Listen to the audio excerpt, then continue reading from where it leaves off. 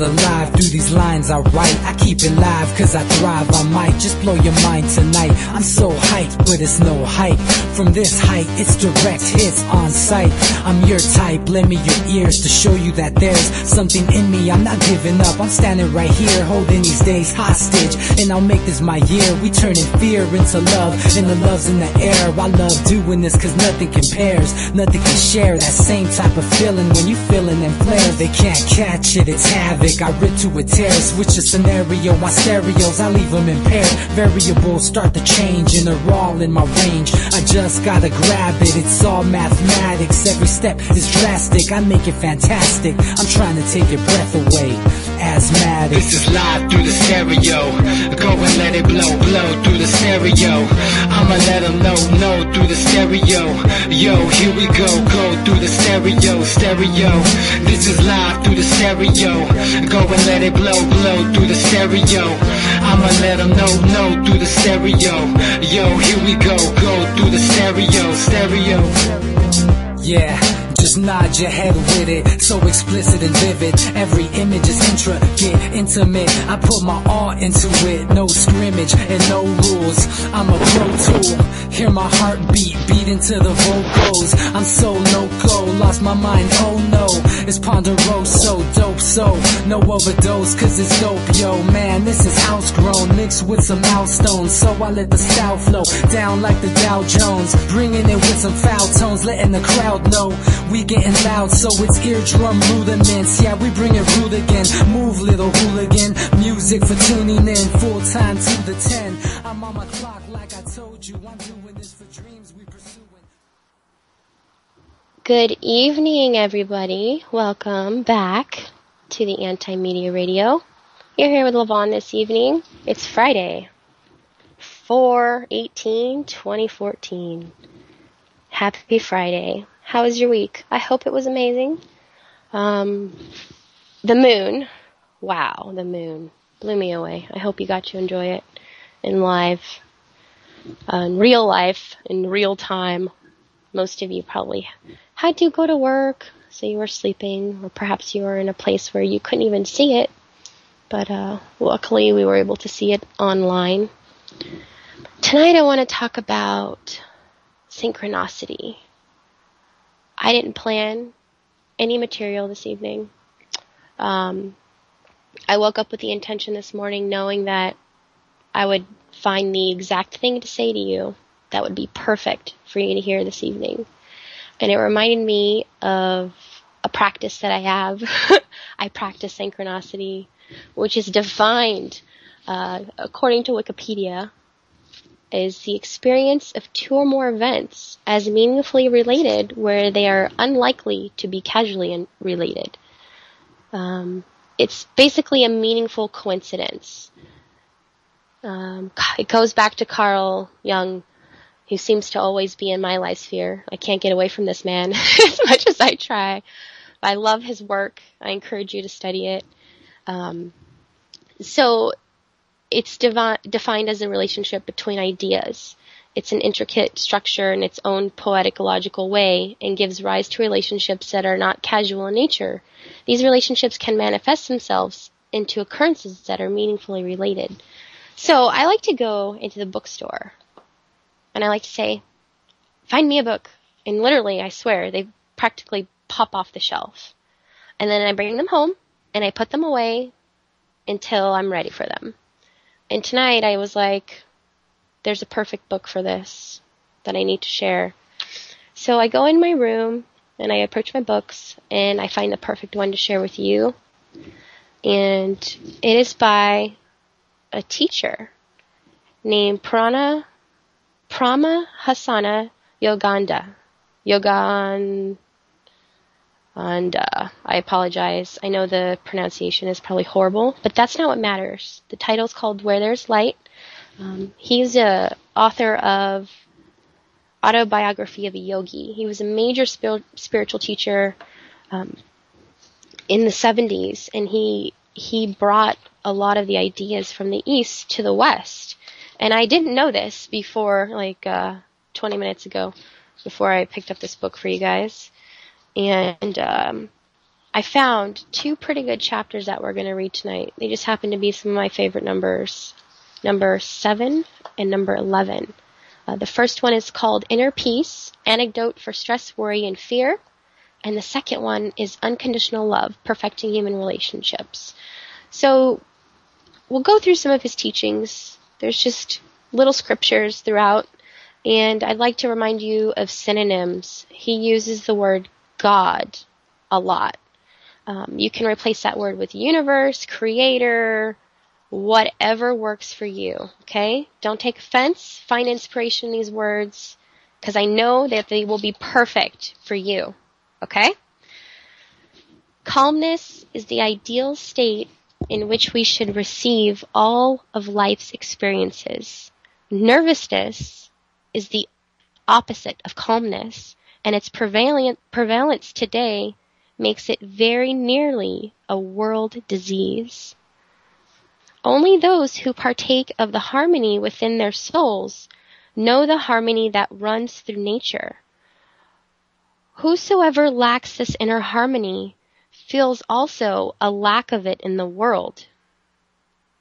The mind in chaos finds chaos all around.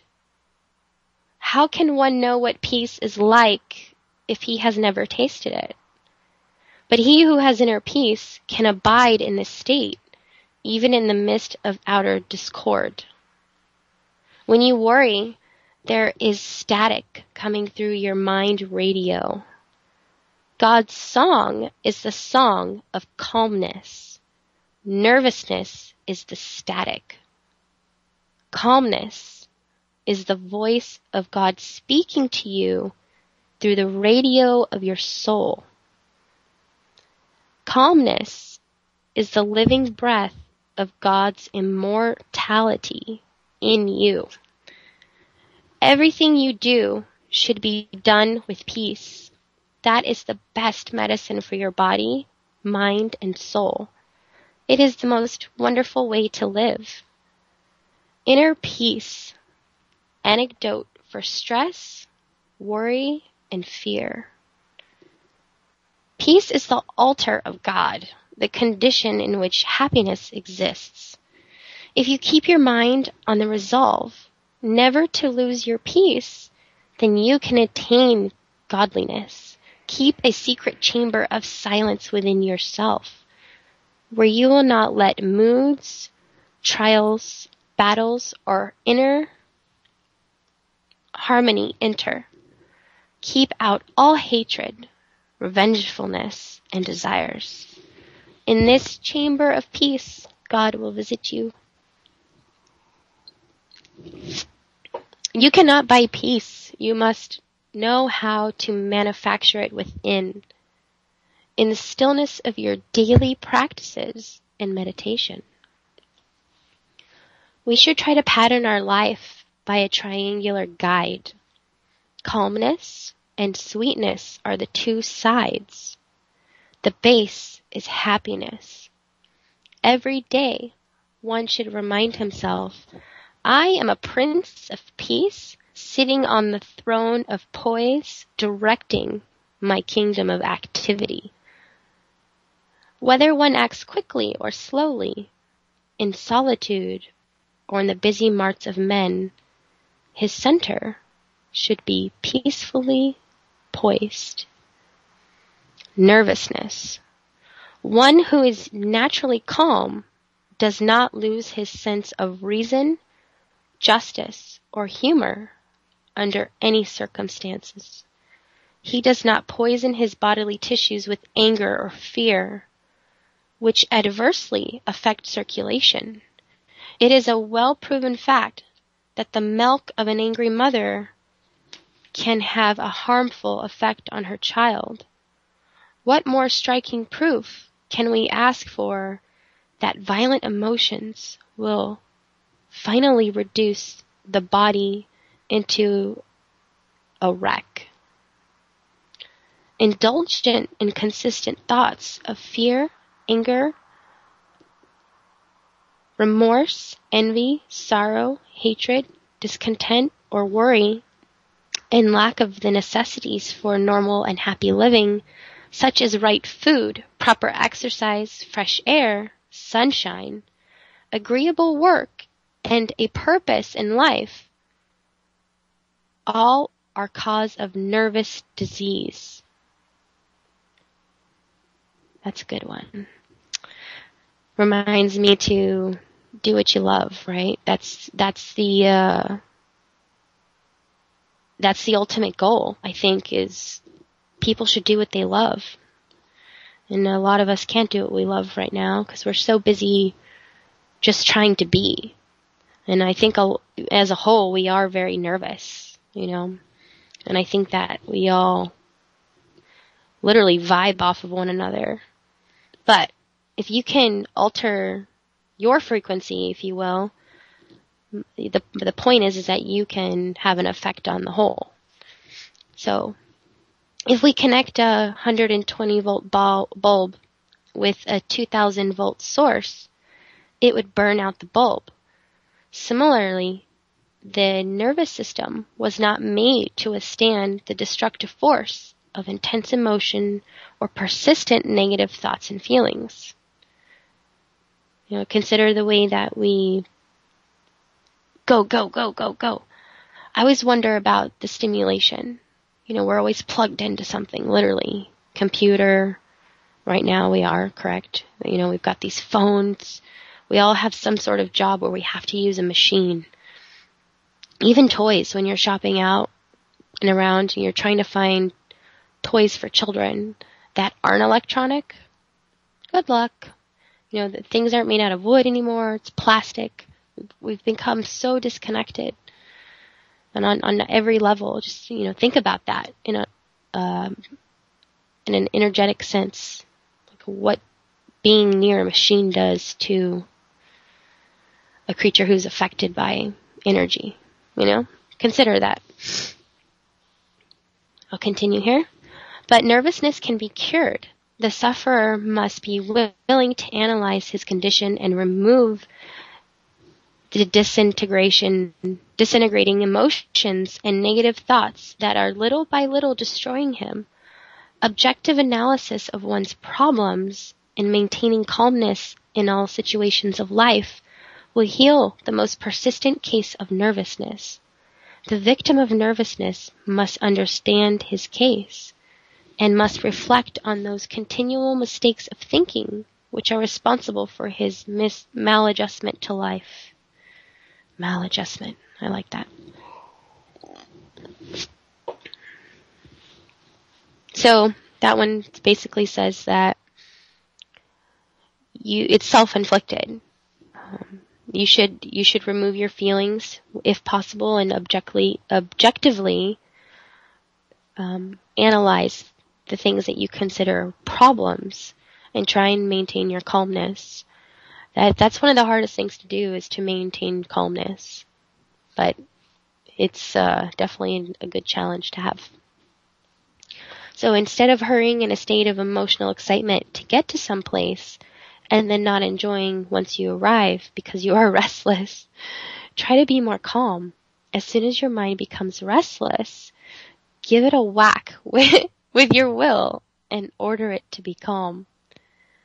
Excitement upsets the nervous balance, sending too much energy to some parts and depriving others of their normal share. This lack of proper distribution of nervous force is the sole cause of nervousness. Hey guys, we're getting a call here. Let's add it to our conversation here. Hi, you're on with the Anti-Media Radio. What do you want to talk about? Hello, Steph. Hello? This is Jure. How are you doing? Hi, Jure. I'm doing really well. How are you? Same old, same old. What's going on with that garden thing you're talking about? Dude, I'm so happy to hear from you. I haven't talked to you in forever. So, the garden is literally growing as we speak. We've got a seed bank now of over 75 varieties of non-GMO heirloom seeds. Ooh. Yes. So, old world seeds that will be perpetual. So it's like literally endless food that you can share and share and share. Genetically modified. Non-genetically modified, which is what we want, right? Exactly. So, have you been listening to the show? Tonight's all about synchronicity. What prompted It's you all to? about What's that? what a trip. Yeah, synchronicity. What prompted? Besides my poking, I'm surprised you actually called. It's been a hard time for us to connect. Oh, well, no, I've been ups and downs. Synchronicity, that's a pretty dope subject. So, like, and talked about so far, I actually wasn't listening to something called. I'm sorry, you cut out. Oh, is my phone set up? I couldn't hear what you said. Oh, I said, so synchronicity. So, what that are you like for the show? I'm sorry. Is my phone just messing up left and right? Yes, sir. I can't hear you at all. I'm so sorry. I don't want to mess up your show then. No, I can hear you. I can hear you now, ironically.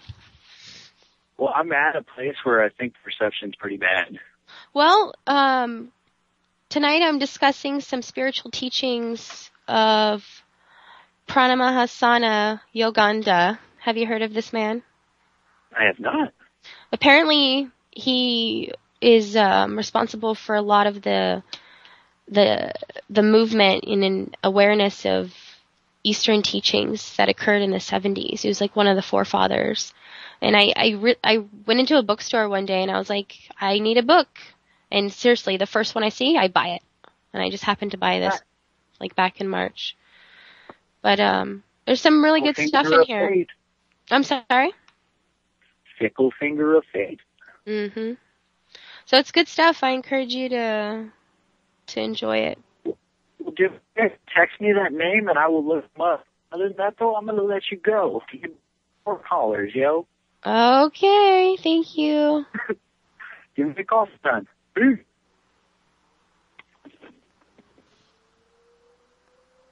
All right.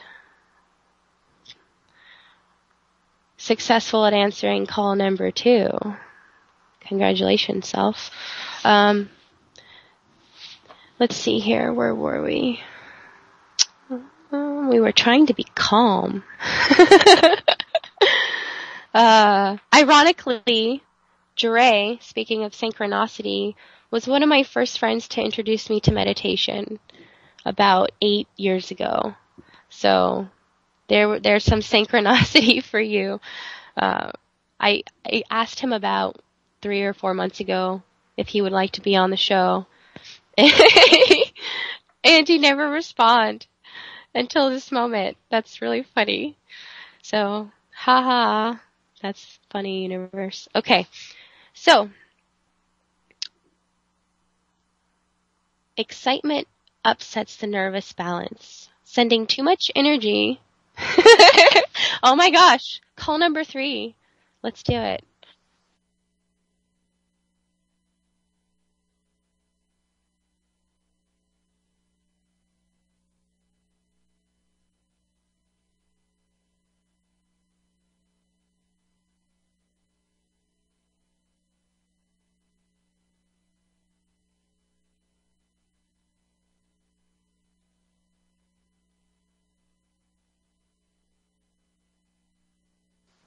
Hi, welcome to the show. You're here with Levon. What do you want to talk about?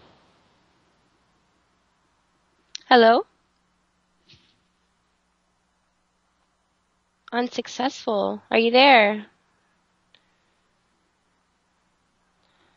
Hey, I'm sorry you didn't get through. I recommend calling again. You guys are blowing it up tonight. I love it. I want to talk to some people. You know I love people. I'm getting excited, which, according to this, upsets the balance, sending too much energy to some parts, depriving them of their normal share. So this lack of proper distribution of nerve force is the sole cause of nervousness. I think we can relate to that.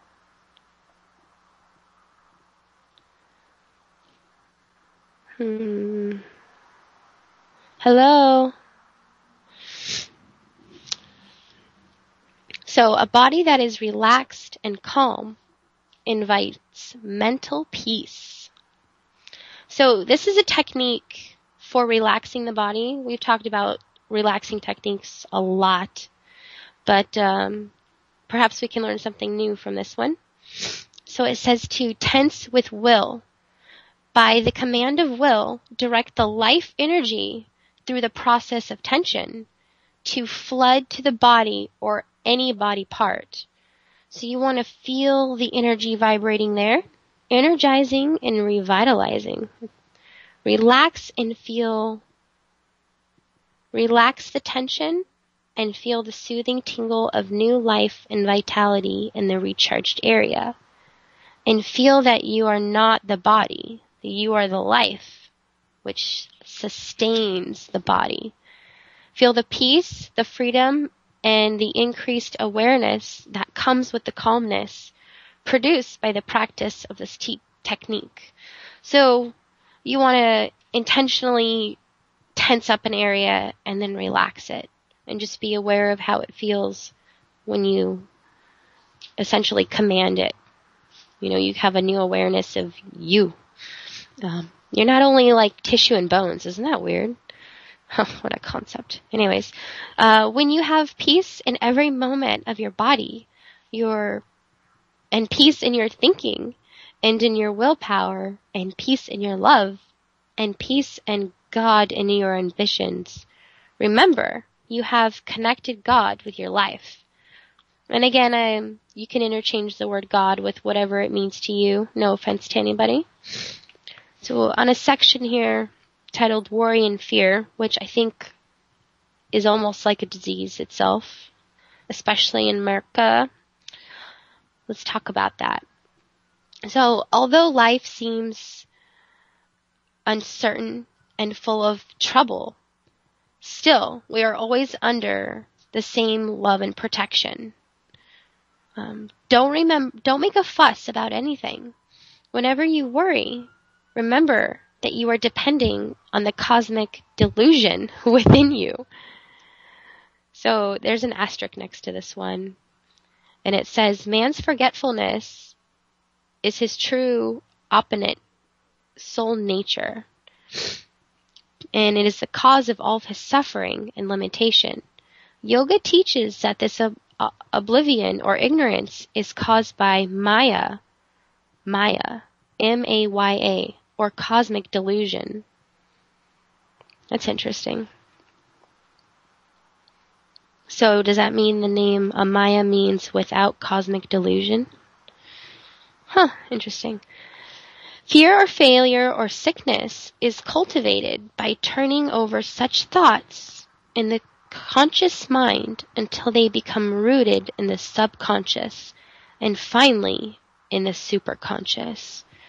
Then the superconsciously and subconsciously rooted fear begins to germinate and fill the conscious mind with fear plants that are not so easily to destroy as the original thought would have been.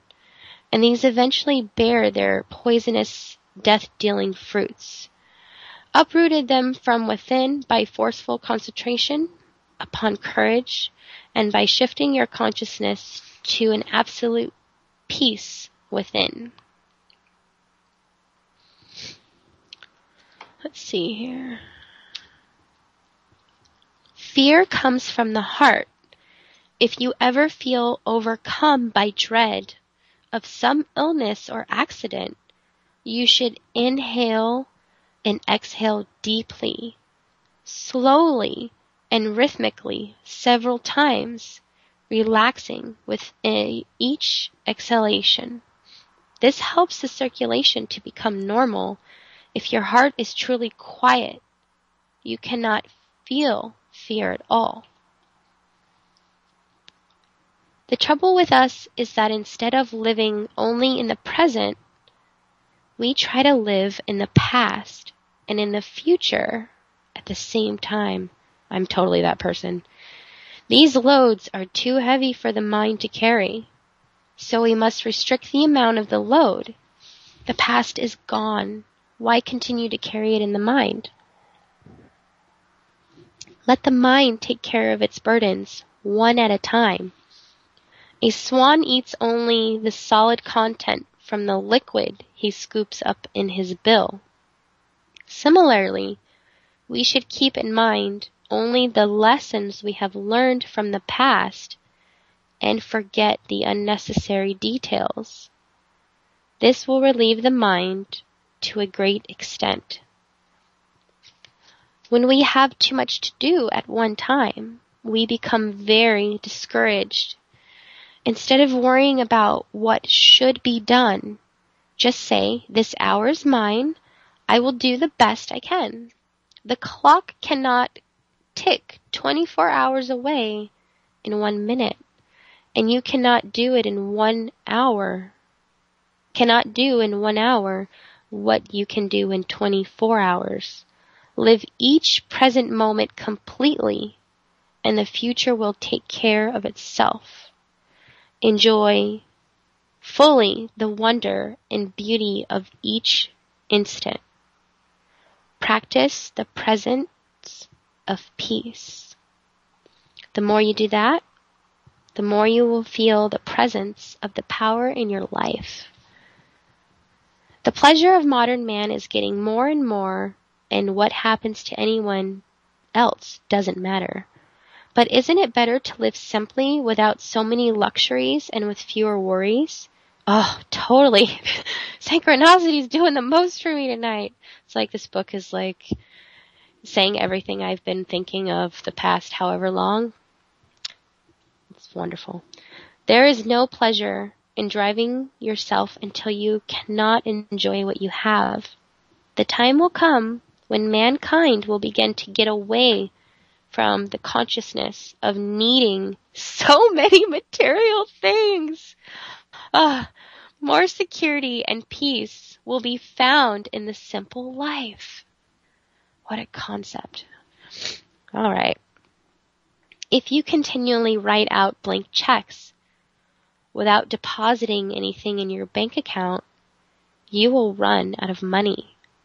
So is it with your life. Without regular deposits of peace in your life account, you will run out of strength, calmness, and happiness. You will finally become bankrupt emotionally, mentally, physically, and spiritually. But daily communion with God, or whoever you connect with, no offense, will continually replenish your inner bankroll. So, no matter how busy we are, we should not forget now and then to free our minds completely from worries and all duties.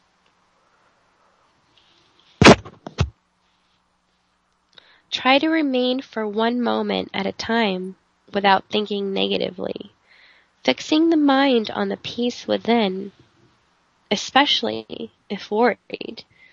Then try to remain for several minutes with a calm mind.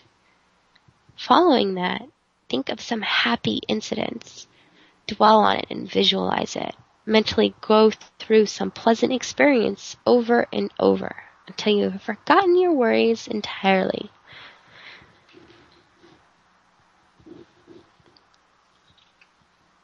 When beset by overwhelming mental trials or worries, one should try to fall asleep.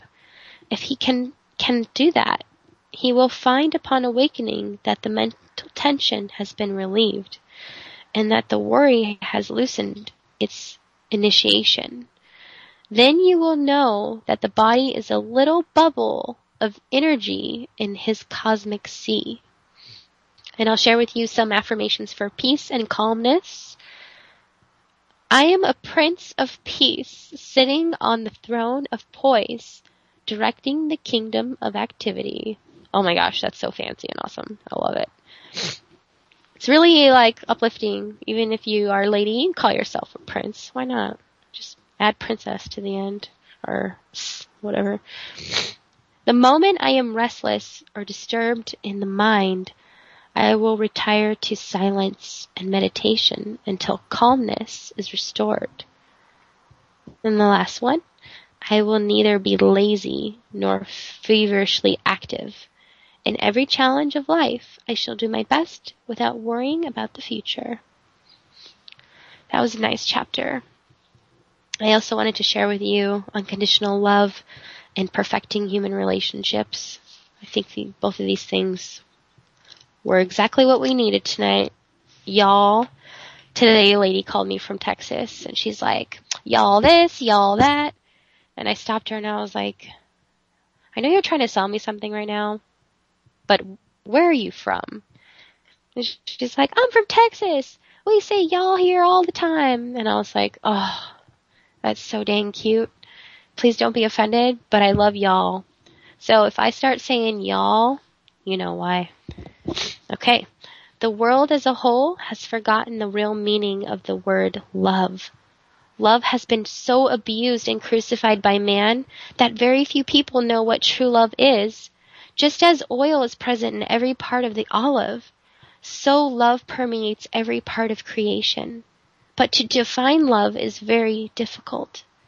For the same reason that words cannot fully describe the flavor of an orange. You have to taste the fruit to know its flavor. So with love. In the universal sense, love is the divine power of attraction in creation that harmonizes, unites, binds together. Those who love in tune with the attractive force of love achieve harmony with nature and their fellow beings, and are attracted to blissful reunion with God. Ordinary love is selfish, darkly rooted in desires and satisfactions. Divine love is without condition, without boundary, without change. The flux of the human heart is gone forever at the transfixing touch of pure love. Many human beings say, I love you, one day and reject you the next. That is not love. One whose heart is filled with the love of God cannot willfully hurt anyone. When you love God without reservation, He fills your heart with His unconditional love for all. That love for no human tongue can describe. This ordinary man is incapable of loving others in this way, self-centered in the consciousness of I, me, and mine. He has not yet discovered the omnipresent God who resides in him and in all other beings. To me, there is no difference between one person and another. I behold all as sole reflections of the one God. I cannot think of anyone as a stranger, for I know that we are all part of the one Spirit. When you experience the true meaning of religion, which is to know God, you will realize that He is yourself and that He exists equally and impartially in all beings. Then you will be able to love others as your own self. Interestingly enough, thou shalt love the Lord thy God with all thy heart and with thy soul and with thy strength and with thy mind, and thy neighbor as thyself. That's in the Bible. That's Luke 10:27, referenced in this book here. So talking about synchronicity, one point that I love to make is that we get torn on words. Words are things that we made up, and we attach a meaning to them. And even then, it's subjective. And even then, there are synonyms. And I think that a lot of the confusion we have around just everywhere, I'm talking on all levels, just, on a very objective perspective here, is because of synonyms. We are arguing about a lot of the same stuff, guys.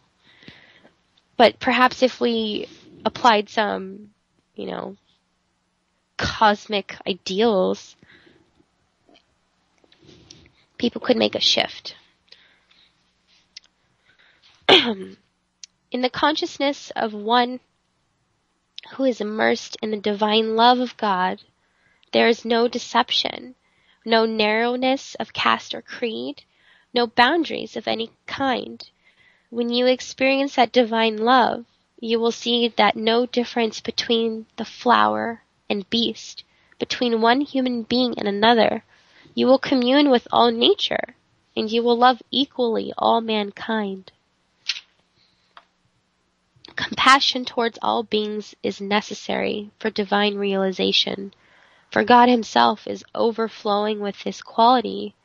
Those with a tender heart can put themselves in the place of others, feel their suffering, and try to alleviate it. Balancing feminine and masculine qualities.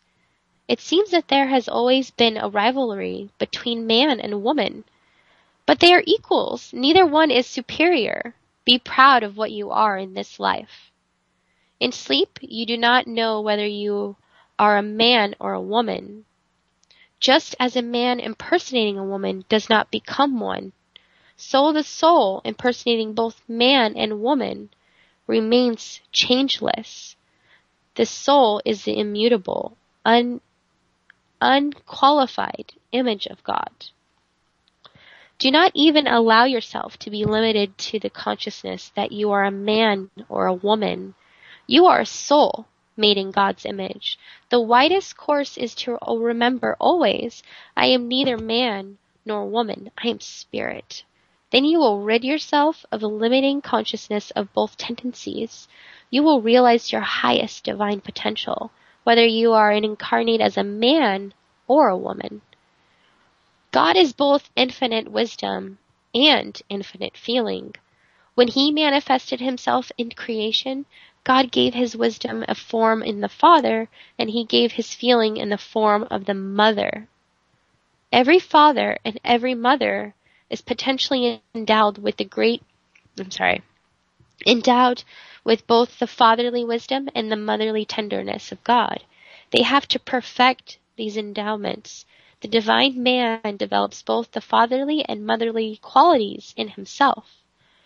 Man argues that woman is emotional and cannot reason, and the woman complains that the man cannot feel. Both are incorrect. Women can reason, but feeling is uppermost in her nature, and man can feel, but in him, reason is predominant. That's a very great perspective. God created these psychological and mental differences in order to make some distinction between man and woman. The ideal spiritual union between them was not meant to bring out the hidden feeling in man and to develop the hidden reason in woman. They were meant to aid each other in developing the pure divine qualities of perfect reasoning and feeling. Each sex should strive towards a balance by learning from one another through friendship and understanding. Unless man and woman understand each other's nature, they are ignorantly torture to one another. Each should strive for an inner balance of both reason and feeling, and to become a whole personality, a perfect human being.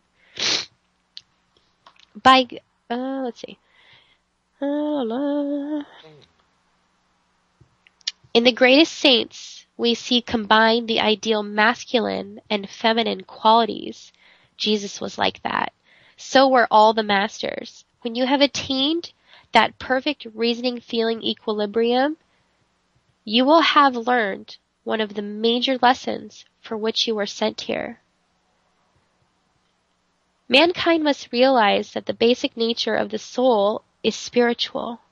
For men and women to look upon each other only as means to satisfy lust is to court the destruction of happiness. Slowly, bit by bit, peace of mind will go. Man should strive to see the God in woman and to help her realize her spiritual nature. He should also make her feel that she is with him not merely to satisfy his sensual appetite, but as a companion whom he respects and regards as an expression of the divine. And woman shall look upon a man the same way.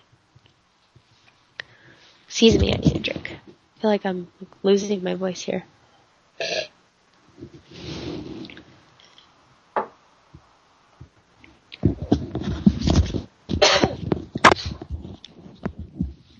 I'm just kind of blown away by these awesome words in this random book that I picked up and just decided that it was going to be perfect and just randomly chose some chapters.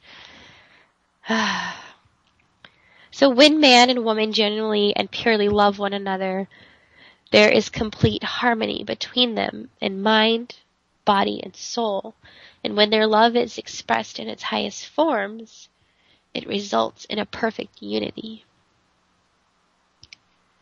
Two persons who unite their lives to help each other towards divine realization are founding their marriage on the right basis of unconditional friendship. Let's see here.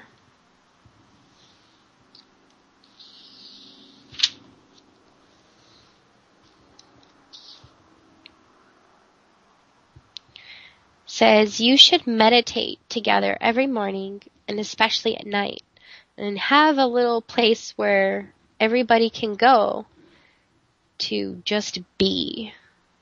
I think that's a good idea. Regardless of your religion or your beliefs, you should have a place in your home that is sacred, that you can go and just relax and clear your mind and breathe.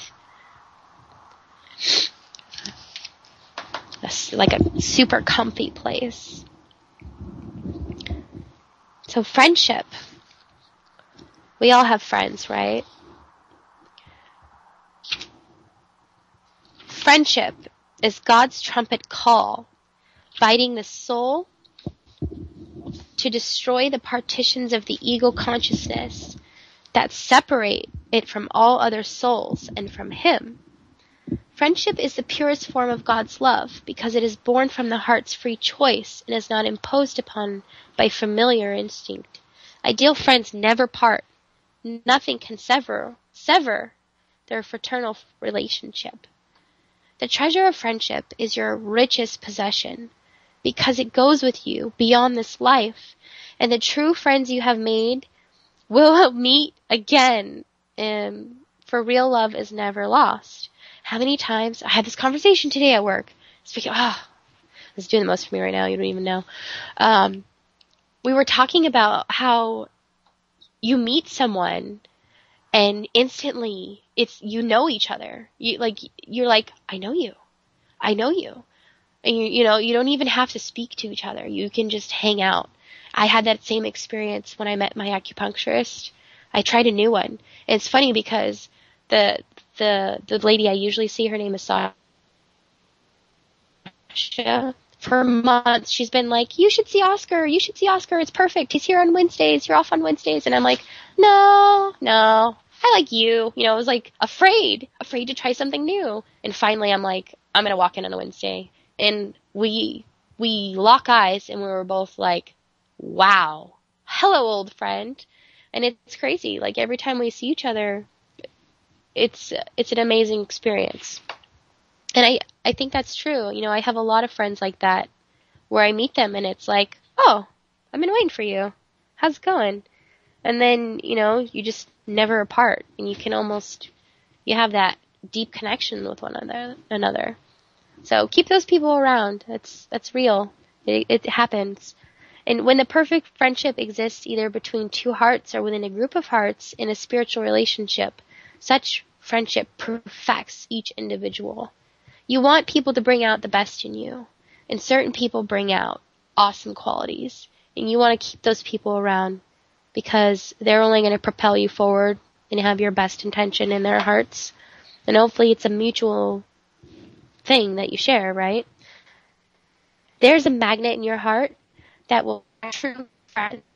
That magnet is unselfishness, thinking of others first, and very few persons are free from self-centeredness. Yet one can develop the quality of unselfishness very easily if he practices thinking of others first. You cannot attract true friends without removing from your own character the stains of selfishness and other unlovingly qualities. The greatest art of making friends is to behave divinely yourself, to be spiritual, to be pure, to be unselfish. The more your human shortcomings drop away and the divine qualities come into your life, the more friends you will have. True friendship consists in being mutually useful and offering one friend's good cheer in distress, sympathy in sorrow, advice in trouble, and material help in times of real need. One who has given his friendship to another gladly forgoes selfish pleasures or self-interest for the sake of his friend's happiness, without consciousness or loss of sacrifice, and without counting the cost. No matter what the difference of opinion there is between you and such friends, there is always understanding and communication. In that relationship, regardless of differing views, you have mutual respect and cherish your friendship above everything else. That's true. How many friends... I keep a certain friend around just because he always argues with me. I love that he refutes every damn thing I say. It's beautiful for me because not only do I get some awesome perspective, I get to practice my debating skills and have a stimulating conversation all at the same time. Win, win, win. So you want to have people that challenge you, but at the same time, we love each other. We have a friendship. We won't have each other's best interests. But we love to argue. We are like each other's arguing buddy. That's a good thing to have. You don't want everyone to agree with you all the time. That's boring. Ridiculously. It is wrong to speak the truth when doing so. One betrays another person unnecessarily and to no good purpose. Sometimes a man drinks, but tries to hide it from the rest of the world. You know about his weakness, and so in the name of truthfulness, you announce to your friends, "You know that so-and-so drinks, don't you?" Such a remark is uncalled for. One should not be busy about other people's business. Be protective about others' personal faults, so long as they harm no one else. Speak privately to an offender of his failings, if you have an opportunity or responsibility to help him. But never, under pretext of helping someone, speak deliberately to hurt him. You will only help him to become your enemy. You may also extinguish any desire that he may have to become better. That's a nice lesson. How many times do we do that? Do we judge someone for what they're doing instead of thinking, I wonder if they need help? That's a more noble way to be. Help your friend by being a mental, anesthetic, and spiritual inspiration to him, but never to be sarcastic. Do not flatter him unless it's to encourage him. Do not agree with him when he is wrong. Be true, be sincere, and friendship will steadily grow. I remember a discussion with Siri Yukteswar about sincerity. I had said, sincerity is everything. No, he responded. Sincerity puts thoughtfulness in everything. He went on. Suppose you are sitting in the parlor in your home, and there is a beautiful new carpet on the floor. It is raining outside. A friend you haven't seen in many years flings open the door and rushes into the room to greet you. That's all right, I said. But my guru had not yet to make his point. You were sincerely happy to see each other. But you would have liked it better if he had been thoughtful enough to take off his muddy boots before he came in and ruined the carpet. I had to agree, but he was right. No matter how well you think of someone or how close you are to that person, it is important to sweeten that relationship with good manners and thoughtfulness. Then friendship becomes truly wonderful and enduring. Familiarity that leads you to be inconsiderate is harmful to any friendship. I've recently experienced that. Definitely. Just as dew helps the flower to grow, so inner and outer sweetness fosters the growth of friendship.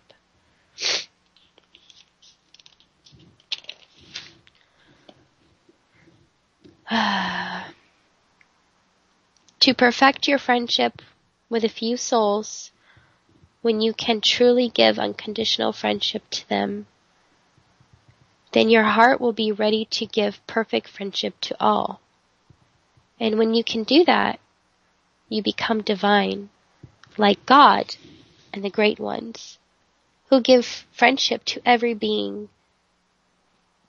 irrespective of personality. Friendship that remains centered on only one or two souls to the exclusion of others is like a river that loses itself in the sands, never reaching the ocean. The river of divine friendship broadens as it flows onward, powerful and truthful, eventually merging into the oceanic presence of God. One more affirmation for you guys. As I radiate love and goodwill to others, I will open the channel for God's love to come into me. Divine love is the magnet that draws me to all good. Thanks for joining me on the Anti-Media Radio. As you can hear, I'm a little asthmatic. I was sick all week. I actually prayed to lose my voice. I know that's weird, but I had some really deep thinking to do, and I had to think on some challenges that life has presented me. And I knew that I would come to an understanding. And I knew that whatever I was going to choose this evening was going to help not only you, but me.